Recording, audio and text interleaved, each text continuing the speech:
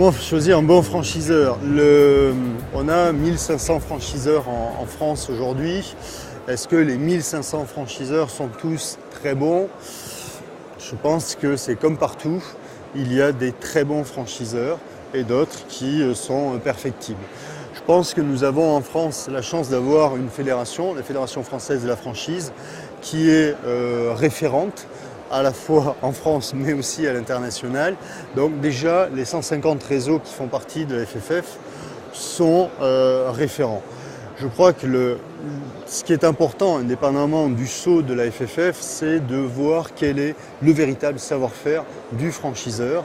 C'est de mesurer si ce concept est différenciant, si ce concept est pertinent, de rencontrer des franchisés pour voir s'ils sont pleinement satisfaits, de voir quelle est la rentabilité réelle des franchisés, pas forcément uniquement ce qui est dit par le franchiseur, et de toujours vérifier les informations qui sont données tant dans la presse spécialisée, mais aussi sur les sites internet, et bien sûr tout ce que peut développer un franchiseur dans sa communication, le vérifier sur le terrain, avec les franchisés du réseau, et là ne pas attendre que le franchiseur vous dise vous pouvez aller voir tel franchisé plutôt que tel autre. Non, vous allez voir le franchisé que vous souhaitez.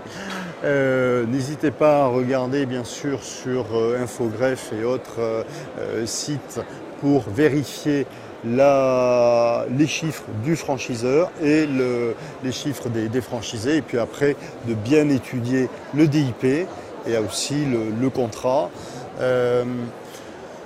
Le choix du franchiseur est essentiel. Il faut que vous soyez en phase avec le métier dans lequel le franchiseur exerce.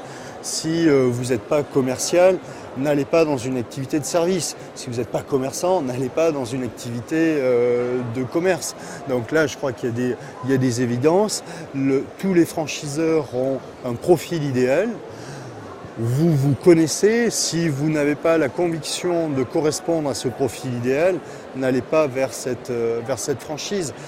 Demain, en tant que futur franchisé, vous allez vous investir 50, 60, 70 heures par semaine. Donc tant qu'à faire se peut, faites-le dans un métier qui vous plaise, dans lequel vous avez de l'appétence et dans lequel vous allez trouver du plaisir. Si vous avez du plaisir, vous avez déjà beaucoup plus de chances de réussir et de rentabiliser votre investissement.